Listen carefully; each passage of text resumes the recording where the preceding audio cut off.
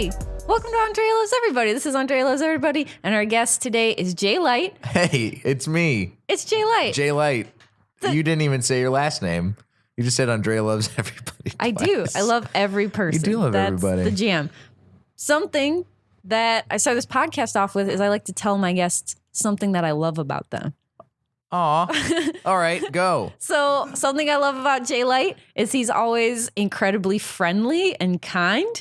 Even when I was new to the scene, I'd see you at Bomb Mic and you were always really nice to me, which I always really appreciated. Yeah. And just friendly. I could have swore you're from the Midwest. You're so friendly and kind. It's really sweet. It's that Southern hospitality. Yeah, you're just nice to people. And it's just a fun, refreshing thing to see in Los Angeles. So I dig it. Thank you. Yeah. I appreciate that. It's really good. I remember you started out at Bomb Mic, basically. That was like that was actually one of the first LA mics I went to. Yeah. Yeah, I remember seeing you there before you went up a bunch.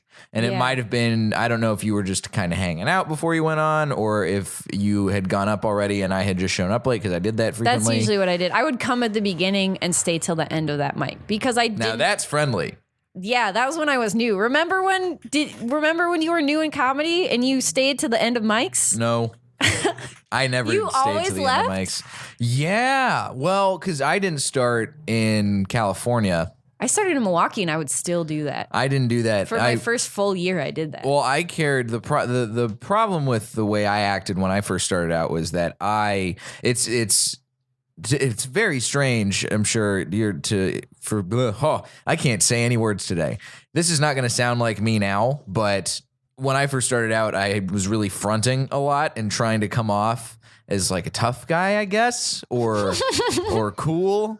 And so it's extra funny because you have jokes about how both your grandmothers are tougher people than you. And that's even funnier to imagine you as a tough guy. So please continue. What I would do is I would go and hang out at mics and like not talk to anybody else. This is back in North Carolina where I started out, and I would go and hang out and not talk to anybody else and isolate myself and then leave early because I also cared. At that point, I was in college and I didn't really have any open mics on campus that I could go hit except for maybe once a month. So anything that I was regularly doing, I would have to go drive like 30 or 45 minutes. And this is on like a Thursday night. So it's prime party night for me because I was also in a frat. So I was like, I'm going to go do this thing. You were a then I frat drove guy? back. Oh, yeah. You look like you just, like, the way that you look, I'm like, Jay Light has fixed a lot of computers. And you're like, no, bro, I was in a frat. I broke a lot of computers. Oh, shit. While I was fucked up on bush ice. You're so hardcore. Put my foot through a monitor. You just look like the pastiest, sweetest. Never would have guessed. I mean, see, that's the thing. I had to cultivate that. That's why being in a frat worked so well for me because nobody expected it. Yeah. That's why being an alcoholic worked so well for me too because everybody was like, "Wait, what? You have a drinking problem?" I was like, "Oh yeah." Guess what?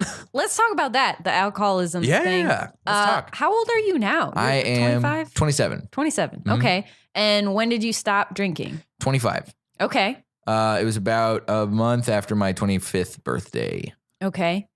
And did you ever have relationships with people while you were an alcoholic or try to? Oh yeah, of course. I had, let's see. There was a relationship that I was in, a long-term relationship anyway, that was while I was really getting into like the active throes of my alcoholism. That was started out my senior year of college, and then we dated for about 2.5 years. So we dated senior year of college, then we did long distance for a long time. Brutal. Like definitely way too long to be doing long distance. Brutal. But then we survived it, and we moved in together immediately after we finished doing long distance, and that was here in LA, and that was a big mistake because you shouldn't. I would encourage anybody who's in a long distance relationship, don't. But also, if you do, don't move in with each other right after you do long distance. Give yourselves a little bit of a breather. Oh, like get separate used to places in the same city. Yeah, get used to being at least in the same city again. Yeah, and, for sure. And all that because it's very tough to break a lease. Well, it's tougher than breaking a lease is living in the apartment with your ex for 3 months after you break up and then having to continue to pay rent even after you move out. Fun. Great. So much fun. Killing it. Yes. Oh, I was killing it. So I did that relationship while I was more actively an alcoholic. And then after that, I was not really in any kind of real relationship, though I would definitely consider myself a serial monogamist. So I was kind of seeking relationships on some level, but also not really being clear about my intentions either. And that manifested in either ways where I would like not talk about my feelings or talk too much about my feelings when I didn't have them. Ooh. Yeah. Because you were trying to like get blood from a stone. You're like, oh, this girl could like me. Yeah. And if I tell her I like her, even though I'm not really feeling it yet, I could feel it later. Yes, exactly. Yeah, it's not healthy. No, very unhealthy. That's tricky. But now that I'm in recovery, I feel like I'm more actively trying to keep an eye on those things. I work a 12-step program, and one of the things they have you do in 12-step work is explore your character defects. And so a lot of my character defects also play into the way I interact in relationships. So there's a lot of dishonesty and neglect. Those are the things that I think that play out the most. Yeah. So now I have at least knowledge of that. And so I know, oh, okay, well, these are the things that I tend to do the most when I'm in a relationship with somebody. So what can I do to not do those things? Why do you have clues as to why you might be wired that way? Do you have as far past as experience that neglectful things? Yeah, or? like wanting to because it sounds like what you're saying is like you want to be in a relationship, but then you're kind of neglecting your partner. Like you want this kind of security. Like what's Well, I think let's see. From the family standpoint, at least, from like my childhood, my upbringing, I'm not exactly sure if there's anything directly related, other than maybe the like inherent desire to rebel against what I know, which is my parents are married and they have been married the entire time that I have been alive, and then some. They have been together, as far as I can tell, a happy marriage over coming up on 30 years. Damn. Yeah. What? And, there's never been any kind of doubt, as far as I can tell, in their relationship, which is not the experience that I have had for the most part. Like I've been in over the course of the time I've been alive, I've had a lot of dating scenarios, or I'd be like seeing a person for a couple months and then that would go by the wayside. And I've had a handful of like one night or 2 night stand experiences. And then there've been 5 now, but like 5 serious relationships that have lasted longer than, let's go with 6 months. Yeah. Or so. Okay. So yeah. So in like the first relationship that I ever got in, I was in high school. Yeah. Junior in high school, start dating this girl. We're teenagers, but it's like, we fall in love because we're teenagers falling in love. We lose our virginities to each other. We don't know anything else about anything else. And we say all this stuff that we don't know that we don't really mean because we think we mean it. Right. But you just don't have a concept of what love really means yet. Exactly. Yeah. There's no context behind what we're feeling because we've never felt it before. Right. And we don't know that it can just as easily go away. Right. You don't know how to navigate your feelings or rope them in or anything. Exactly. Yeah. That's why it baffles me whenever I hear people talk about being high school sweethearts. I don't get that. I think it's not modern. It doesn't make sense to me. If you can pull it off, you should be studied and examined in a fucking zoo. I have some friends that were high school sweethearts, but there's definitely a break and a lot of crying in between. Yeah. So happens. I've been there. Yeah. Yeah. I've cried on my dorm floor during that long distance like high school relationship. But then after that, I had the one that I just talked about, the alcoholism relationship. I don't know why I'm labeling it as that, but that's what we're gonna go with. Yeah, that's good. And then a couple other ones where I was trying to be a little bit more normal and not do the kinds of behaviors that I've been engaging in the past in other relationships that I'd been in.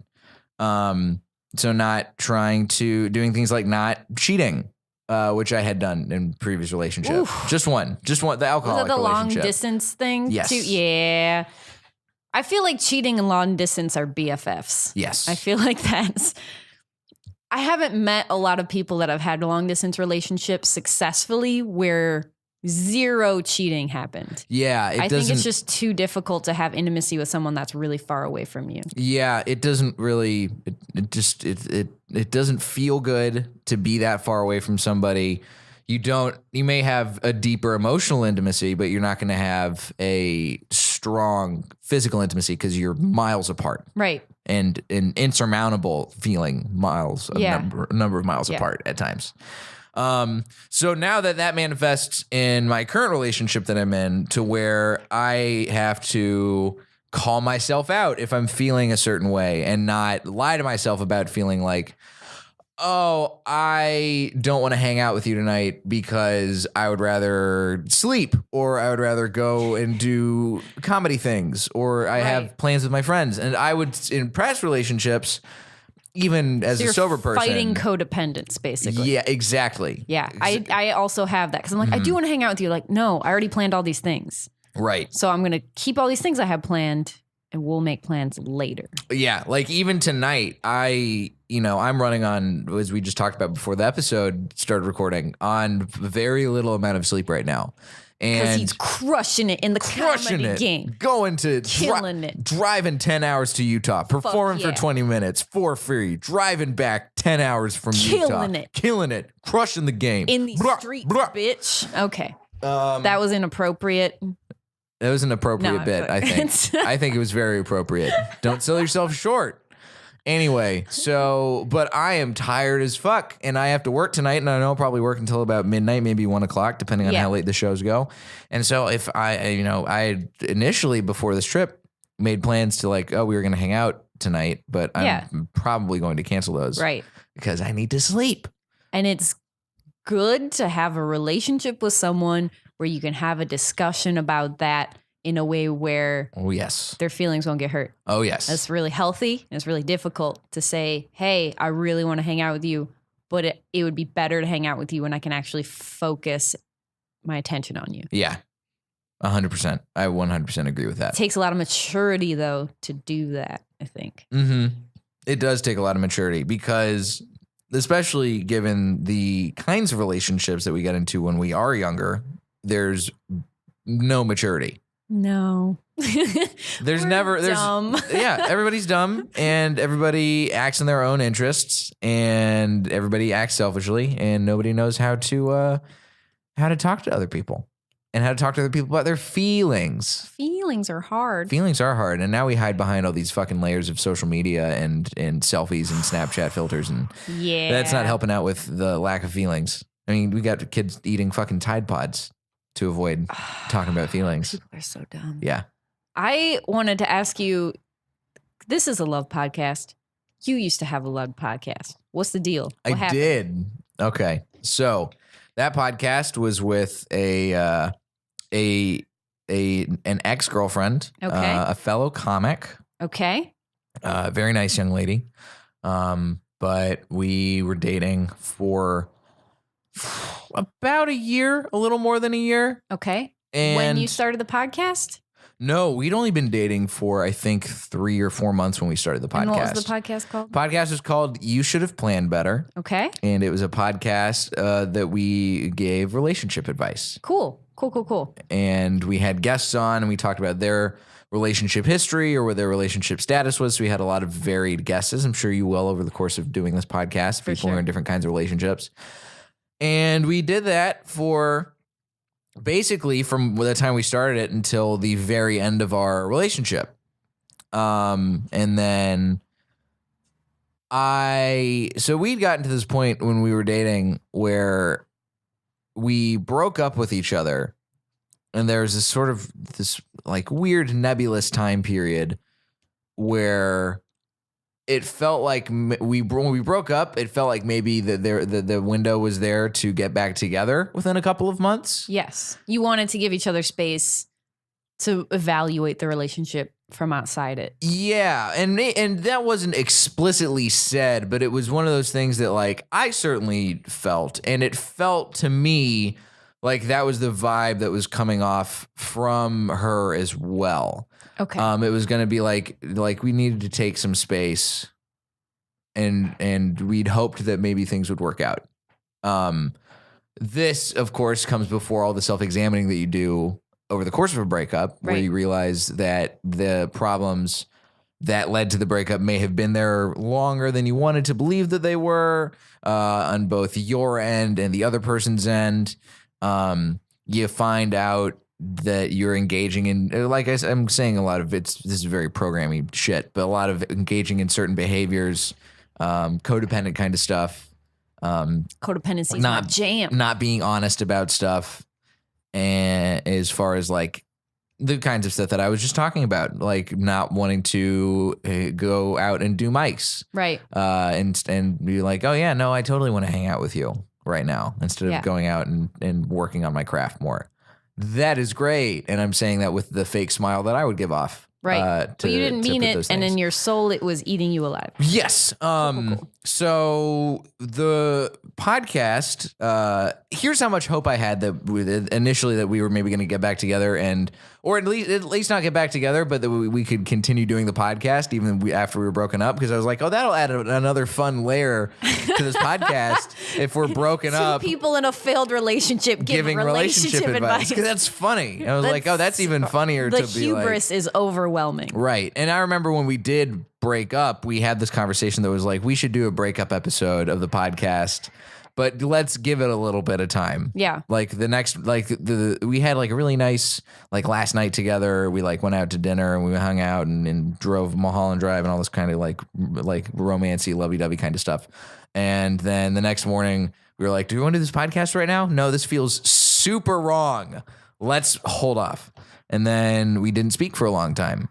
And so then eventually when things kind of calmed down internally, we weren't like, at least from my end, I can't speak to her, but I wasn't feeling that sort of like bubbly anxiety that you feel whenever you see somebody who you've been in a relationship with, who you're no longer in a relationship with. Yeah. And when I stopped feeling that, I was like, okay, cool. I can approach this person again as a person and not as like, not have this weird stigma that I'm bringing to our conversations. Right. And I approached her and I was like, hey, so do you still want to record this breakup episode at least? And she was like, no, I'm good. But I had already renewed a full other year of SoundCloud Pro because that's how much faith I had that we were going to be able to make it work. So that just ended. That SoundCloud Pro just lapsed. Good job. Yeah, cool. I'm very proud that I canceled that as soon as I saw the writing on the wall. Jesus. After I have spent a long time avoiding the writing and covering it up with a sheet. Oh. Much like in this podcast studio. Oh, yeah. We have a very classy sheet. I'm sure you'll see in pictures. Don't worry about it. Top-notch podcasting over here. Anyway, so that's what happened to our podcast. And now it's not on the internet or anywhere anymore. I think I have all of it saved on a hard drive somewhere in my apartment. Do you feel comfortable going into what ended that relationship? Because it sounded like you really cared about this person. Yeah.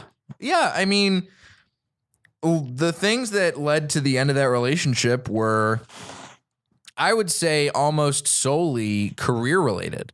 Interesting. And that bled into the personal life, which on my end, that is a thing that I have a hard time communicating about, or have had in the past a hard time communicating about. Mm-hmm. Current relationship that I'm in, it is much easier because I had, ever since this relationship ended, over the course of that breakup and starting to date again, I would be explicit and say, hey, my career is going to come first. You will never supersede my career. Okay? Okay. And in this relationship, that did not happen. That conversation never happened. We both were like, oh, our careers are very important. And also we are important to each other.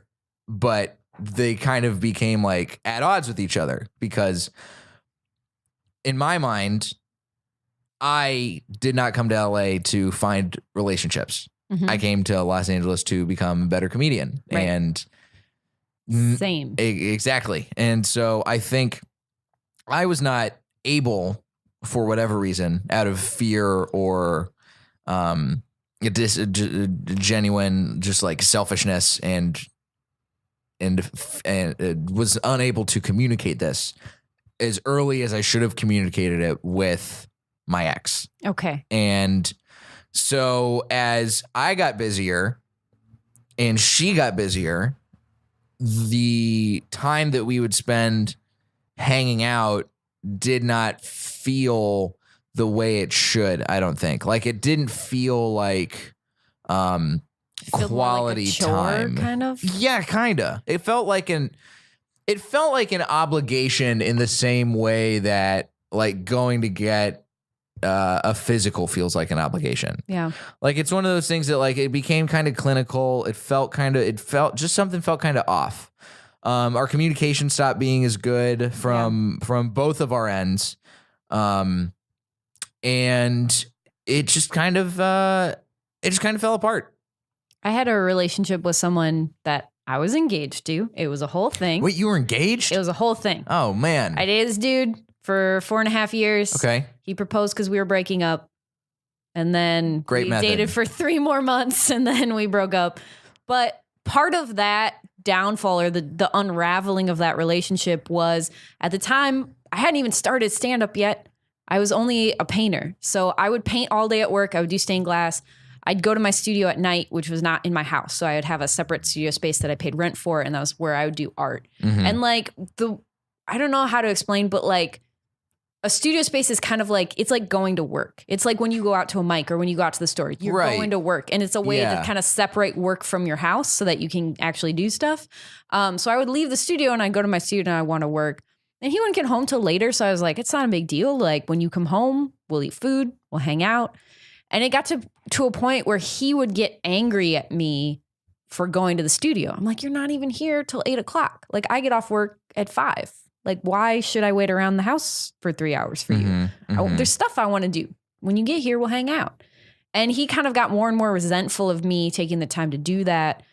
And then I kind of also told him like, hey, I'd like to move to a bigger city. Like I want to move to Chicago or New York or LA so that I can have a go at really being an artist. Because I'm not going to ever make a living as an artist in Milwaukee with my own work. I'll make a living doing stained glass. I'll make a living working for other people, but I'm never going to do the kind of work that I want to do. Right.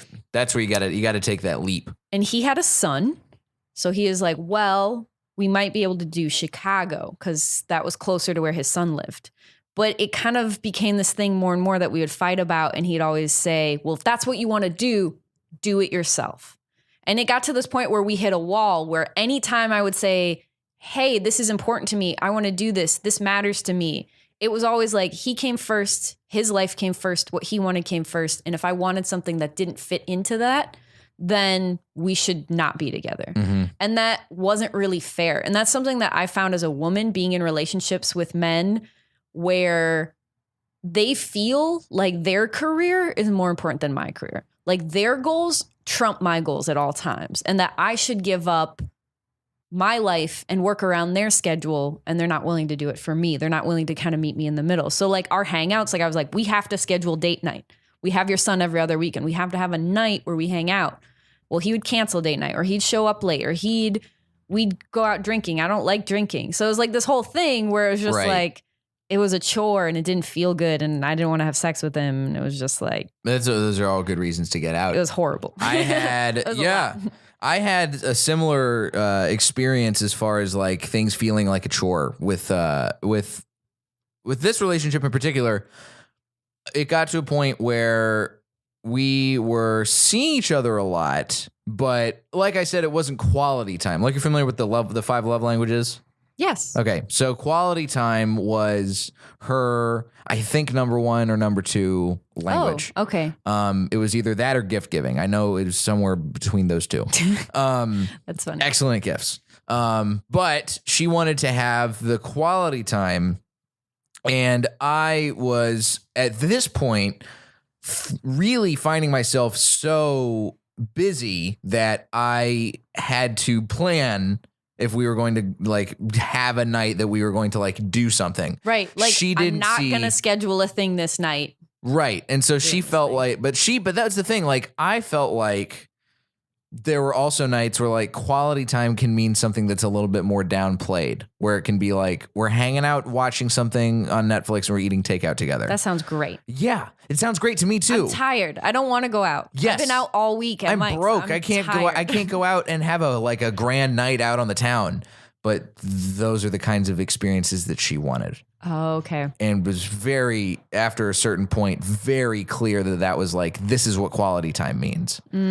Quality time is not I us disagree hanging out. with that. And I disagree with that too. Okay. And I think that there's a fundamental difference there that we did not address early enough. Yeah, Again, there's a lot of differences between who we say we are at the start of a relationship and who we actually are that I think is a big downfall in the way a lot of people date. But that's also, I think you say, I'm this kind of person because that's the person you want to be. Not because that's necessary. You might think I could be this person, or I want to be this person. But like, and it's hopeful. It's not intentionally deceptive. Right, but it is kind of intentionally deceptive. Well, you're in deceiving a way. yourself as much as someone else. Exactly. You gotta. I don't think that anyone can really be successful in a relationship until they can figure out how to stop being deceptive. And this is a lot of work, dude. This is going to be weird to say, but like, stop having hope. Because Jay Light, what? Well, let me explain. If you're gonna go into a relationship and start off, you go meet somebody on Bumble or Tinder, and you go out on this relationship, and you've built this idea of who you are in your profile and who they are based on their profile, and you go out and grab a pizza and hang out and chat and go wander around the Grove or wherever the fuck you're gonna go out for your first date. You're gonna have an idea of who you want to be to this person. And whether or not you want to maybe do this something long term, or you want to hook up a couple times, or if you're trying to date a bunch of different people at once, and you are probably going to try and read what they're going to do as far as what they're looking for. Right. And maybe tailor the way you're acting a little bit more to that, even if it's not necessarily what you want to do. You're going to give yourself the hope that you can be what that person wants, which is fucking insane to do. You can't hope to be anybody who you're already not. Yeah. That's what That's what I think. Sure. I think if you go into a relationship talking about being the kind of person who you hope to be, right, then you're setting yourself up from failure from the very beginning. So don't have hope. Just be who you are. Don't try. Just be. An uplifting message from Jay Light. Don't have hope. Don't have hope. That's the sweetest way I've ever heard anyone say don't have hope. Yeah. Well, it's ridiculous. It's comparing yourself to this idealized version of you. Oh, for sure. And you can't ever live up to that. I can't live up to wanting to be the kind of person who I was with any of my exes. Yeah. Because I lied so much about the kind of person that I was. Yeah. With the alcoholic relationship that I found myself in, I was not clear enough, again, about how I viewed my career in relationship to the way I viewed the outside world and my friendships and romantic relationships. So we moved in together, and she was like, "Oh yeah, you're doing stand-up," but she thought that I'd moved out here in order to get more jobs in, and this is kind of partially true, to get more jobs working in like TV and film production, because that was what I got my degree in. I went to school. I went to film school. Cool. So I moved out here thinking, I knew, when I graduated college, I had already been doing stand-up enough and convinced myself that stand-up was the artistic path that I wanted to go down, that I knew I was either going to go to New York or LA. And having been to both of those cities, LA had more of the jobs that I thought I could get with my degree.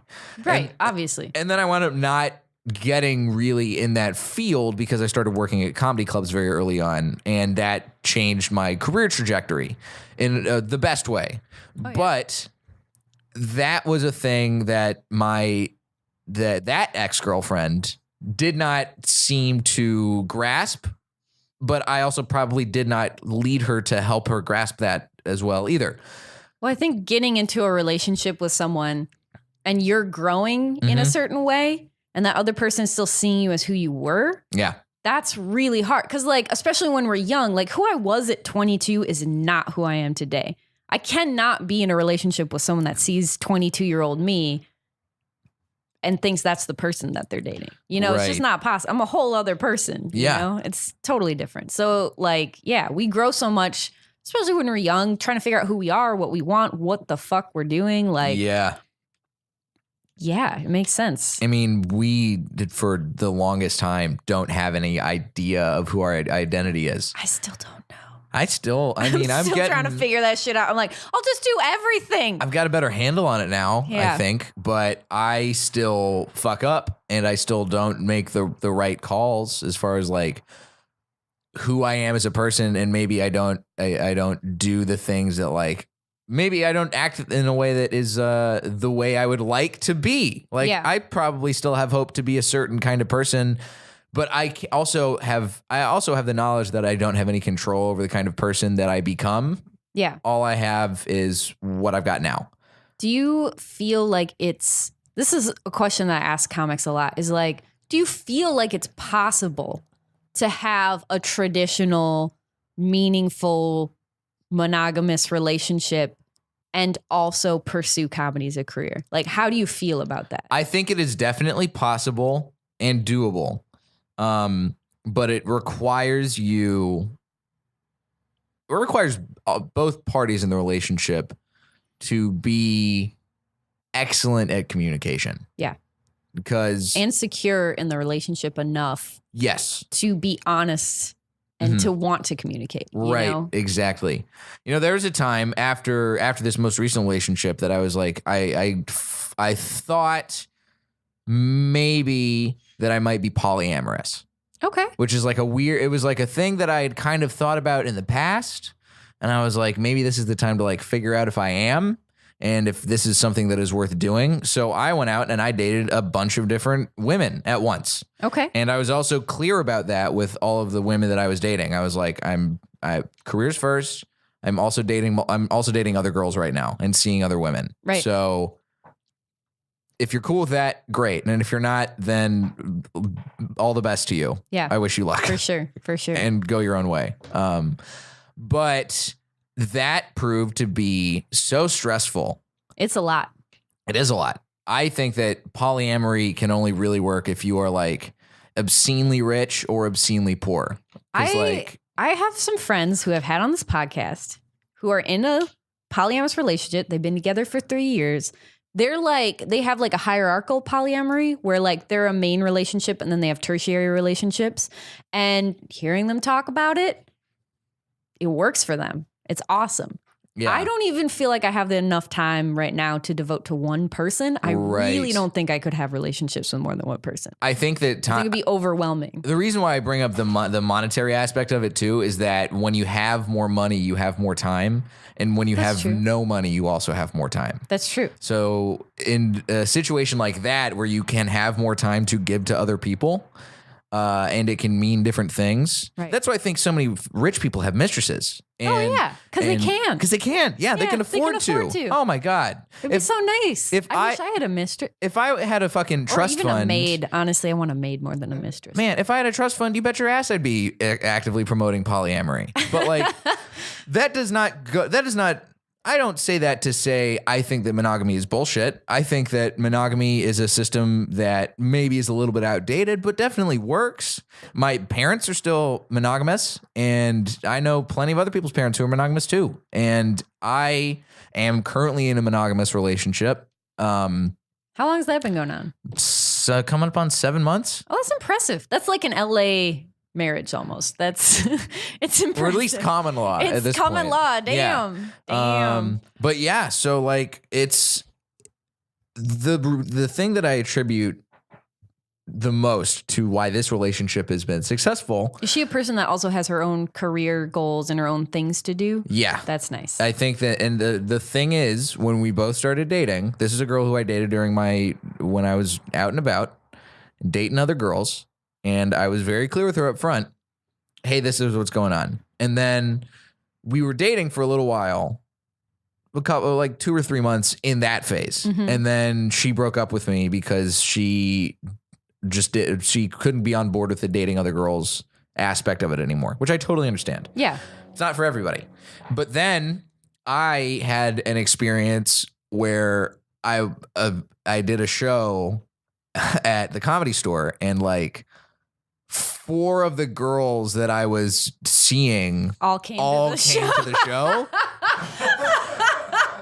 And so I was like, oh God, oh no. This is the most stressful experience of my fucking life right now. And I'm being hyperbolic here, but they knew. Did they know? No, they didn't know who they were to each other. And I had to dodge and like keep people literally in like separate corners of the club in order to pull off none of them running into each other and meeting each other.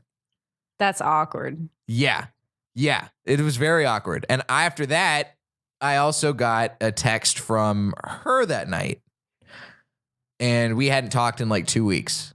Okay. Because we'd been broken up. And she texted me, and she had watched, it was a roast battle, and she'd watched it on Periscope. So you were able to date 5 women at one time? I mean, yeah, technically. That's so much work. It was a lot of work. It was too much work. And and this is like varying degrees. Exhausting. None of it was like in-depth dating. Okay. None of it was like we're hanging out for like hours. Like we would go out on dates, and some girls I would be like just hooking up with, and some girls I'd be like we would go out to dinner or like go and do something, and then we would hang out. Yeah. But yeah, the stress of that. It was just like that was an eye-opening moment for me. Like I can't do this.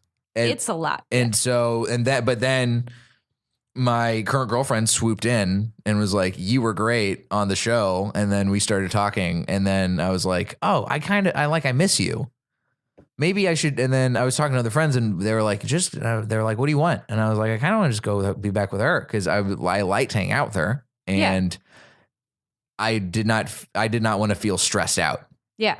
And so I took the leap, and I was like, I'm going to be monogamous. And that was the thing that like, that was a big sticking point at what started when we started dating again too. Because even though it had only been 2 weeks, she was rightfully so very skittish about us being in a monogamous relationship. Right. Because you were dating all these other girls before. Right. So she was like, "Can you do it?" And I was like, "Oh yeah, I can do it."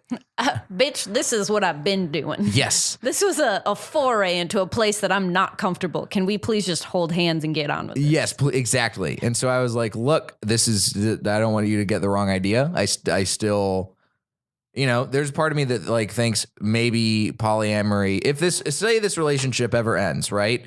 Polyamory is not something that I'm opposed to, and it's something that I might try and pursue if I were in that situation again and I had a better handle on like my schedule and my finances. But I am not opposed to monogamy, and I think that this relationship in particular has been the one with the most honesty and the best communication. Because up front, we were both like, "Hey, for us, mutually, our career will always be the top thing. That's the top of the pyramid." She agrees. And she agrees because that's the way she feels about her own career too. That's great. And so there have been nights where we're like, "All right, we're not going to see each other because I have a packet that I need to finish," or she's a screenwriter. Great. And so she's like, "I have a pitch that I need to make sure that I have nailed down because I have to go in and pitch this week." For sure. And so we don't feel weird about that, which is nice. One of the things, and this is a little trick for people who are dating non-comedy people, which I mean, I'm certain this is probably going to be going out to like mostly comedians who are going to be listening to this. Probably, and also like my family. That's who's going to hear it. So heard you on the podcast the other day, Andrea, talking shit about your moms. If you listen to relationship, or if you're in a relationship with somebody who is another comedian, obviously you're coworkers, right? And you're going around being in the same realms all the time, and that is its own thing. And I'm not going to encourage or discourage anybody from doing that. Date is not a mic. That's my rule. But if you're dating somebody who is not in comedy, don't tell them to go to your shows. No. Actively encourage them to not go to your shows. And have other things to do. Yes. I have been very adamant from the get-go. I'm like, I don't want you coming to my shows unless I say, hey, you should come to this one. Right. Because it's just going to be a lot of me talking to other people, you feeling ignored, and probably just a lot of sadness all around. Exactly. I don't want to put you through that. Yeah. Sorry. That's my fucking job. You can come to a great show. Right. You wouldn't. I feel good about it. You wouldn't take me to work. Right? You're not going to take me to go hang out in the writer's room all day. Right. Right. Because I'm going to feel awkward and not know anybody. Yeah. So I'm not going to take you to my job, to my office. Right. And just leave you alone while I am talking to my coworkers. That's not fair. Yep. So that was the thing that, like, at first she was like, really? And I was like, yes, really. Do not come to shows. If I want you to come to a show, I'll tell you. And there will be times when I will want you to. But, like, trust me on this. Yeah. That's a good call. It's been great. I want to ask something. We're close to the end here. Quickly, I want to ask, sobriety. Mm-hmm. Changed how you dated, sounds like for sure. Mm-hmm. Has it ever been an issue when you're dating someone where they're like, we want to get drinks. Why won't you drink with me? Or like any of that stuff? No, That's never. Awesome. Never. I don't personally like drinking because my dad did all of the drinking. So I'm like, I'm good forever. And I have been in relationships with people where they're like, I want to drink tonight. And they like get fucked up and I got to drink. Like the dude that I was engaged to, he liked to do this thing where he'd be like, I'm going to pick you up. We're going to go out. And I was like, okay, cool. And he'd pick me up and his car was a stick shift car. And then he'd get really drunk and I learned how to drive stick shift. That's what happened because I would have to drive us home because he'd get all fucked up. That's what you got to do. And it's just like. He's being a good girlfriend. So now I can drive stick shift. But also it was really irritating because it was like, I don't really drink, but that's your jam. That's what you want to do. So it's like, it definitely caused conflict in our relationship. So it's something that I'm always wary of with people, even like smoking weed, like I'll hang out. But I don't want to get fucked up on, like, I don't want to smoke weed every day. Right. I feel you. Yeah. It's never been a problem. That's great. I have actually, the most recent, like, long-term relationships have both been with women. I'm going to stop saying girls. They're women. We are women? Have been with women who are not sober, but they don't really drink. They'll have like a glass of wine and they're good and they're done. That's more like my style. Right. Yeah. I don't understand that. You fucking silly. Why one glass? Have a bottle. Laura Bites has the best bit. Do you know her? Yeah. She's so funny. She has the best bit about that where she's like, if you can drink, you should.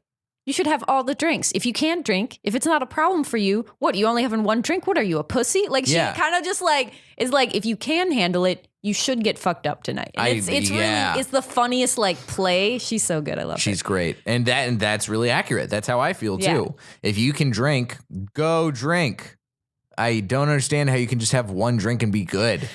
So weird. People. Fucking lightweights. Am I right? Okay. Anyway, but yeah, it's never been a problem. The one experience, and I will say this as quickly as I can because I know we're starting. Well, I have one. There's like a last question that here. All right, let me say this thing real quick. But I want to hear this. When I first quit drinking, I started dating a girl who was very, very on board with doing drugs, like a lot of drugs. All the drugs. Yes. Okay. And I found myself in that relationship, and I hesitate to really call it a relationship because we were only seeing each other for like 3 months. But that was a time when I engaged in bad behavior as far as not talking truthfully about how I felt. Yeah. Being a doormat also is a thing that okay, I'll pick really you up. You're fucked up. You want to throw up in my car? Here, go right ahead. That's fine. Yeah. Yeah, and like for sure. all this kind of stuff that like I felt uncomfortable about, and then like, yeah. So I don't know if that would happen again if I was in a relationship with somebody who was, I'm not going to say an addict, but if I got into a relationship with somebody who was like drinking a lot or doing a lot of drugs as a sober person, especially with more time under my belt than I had when I was when I was in that situation, we're going to call it a situation. Sure. Well, then when I had that going on, I feel like obviously things would be different now, but I don't know, my bullshit detector is way different than it was back then.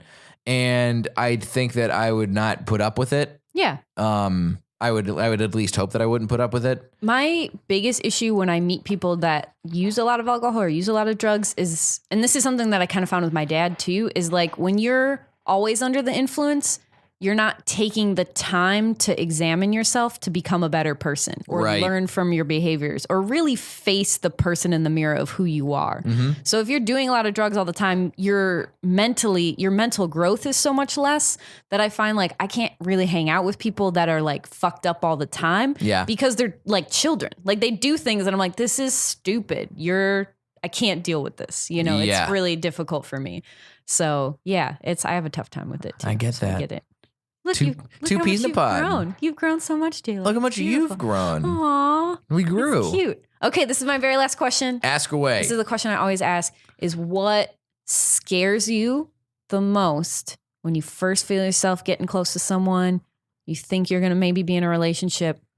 What scares you the most about being in a relationship? What are your biggest fears about being in a relationship with someone? Biggest fears about being in a relationship with somebody. Or even just like dating them. Let me think. If I were to go with my gut instinct, the gut says time. I'm afraid of what I will sacrifice of my own time to be with somebody else. This is a problem that I don't deal with nearly as much now because I'm much more open about how much time I require in order to be in a healthy relationship and not feel like I'm neglecting my own needs. Yeah. And martyring myself to try and keep a relationship propped up. Get even that when it's codependency. Exactly. So that is a big fear. And to add to that point, now codependency is something that I am more afraid of because I have been quite codependent in the past. Yeah. And it's a character trait that I don't want to fall into ever again. Yeah. I have been lucky so far, knock on fake wood, that I have not fallen into those patterns in this relationship, or at the very least, if I did dip into anything codependency related for a second, I was able to recognize it and go, oh, hold on, we're going to pop back out of here. Sorry about that. And everything is gravy. That's great. But yeah, those are the fears. This is a good talk, Jay. Thank you for coming. Thanks for having me. Can you tell people where they can find you on social medias? I am available at Diet J on Twitter and Instagram, DIETJAY. Okay. jlightcomedy.com is my website. I got some show dates up there. And I have a podcast called Blockbusting, which is a podcast where we talk shit about movies. Fuck yeah. And when is this episode coming out? We're going to start releasing them hopefully this week. Sweet. But we have a bunch out, so it might not be for a while. Well, I'm hoping that I guess it'll probably work out this way, that you will be on my podcast soon, and then maybe my guests will come hear this, and then they'll be like, oh, wait a minute, he already talked about having Andrea on his podcast. Oh, hell yeah. Well, at least they found this one. Anyway. We're going to record tomorrow, right? No, 2 weeks. Oh, shit. What? Okay. Yeah. I had you down for tomorrow. No, we talked about that. I forgot. Wait. We'll talk about it off air. We'll talk about it off But air. I'm glad we talked about it because I rented The Notebook and I was going to hate watch it today with Bipsy. So. Oh, boy. You can still hate watch it. I will. I'll take notes. It'll be great. Thanks for having me on, Andrea. This is so fun. Thanks, Jay. I'll talk to you later. Sounds good. Bye. Okay, bye.